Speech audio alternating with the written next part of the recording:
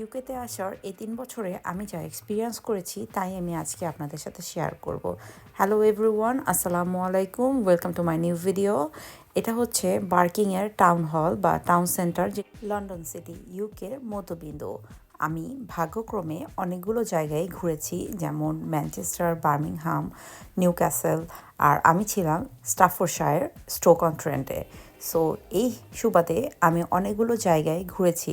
আমি যেটা অবজার্ভ করলাম, ওদের প্রত্যেকটা জায়গারই একটা করে সেন্টার বা টাউন হল রয়েছে।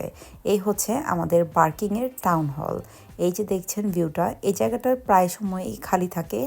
এখানে বাচ্চারা বিকেল টাইমে সাইকেলিং করে বা স্কেটিং করে, যে যেরকম খেলতে পছন্দ করে চলে আসে এই জায়গাটার মধ্যে।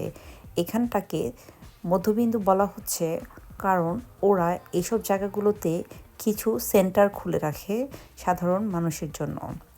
এখানে টাউন হল অফিস রয়েছে, বার্কিং লার্নিং সেন্টার রয়েছে, লেজার সেন্টার রয়েছে, এরকম অনেক কিছুই আছে। যারা কোনো প্রবলেমে পড়ে বা কোনো কিছু শিখতে চায়, তারা এখানে এসে এগুলোতে ফ্রি শেখার জন্য অ্যাপ্লাই করতে পারে।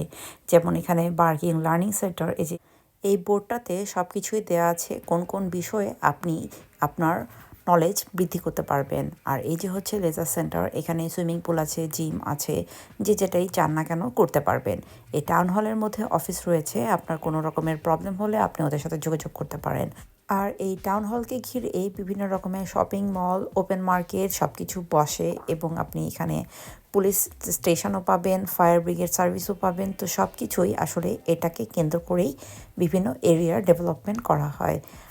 যেহেতু আমরা অনেক হাই ট্যাক্স পে করি, সেহেতু ওরা এই ট্যাক্সটাকে এইসব ডেভেলপমেন্টের কাজে খুব সুন্দর করেই ইউজ করে। আমাদের দেশেও যদি এই জিনিসগুলো করা হতো, অবশ্যই অনেক সুন্দর হতো আমাদের দেশটা।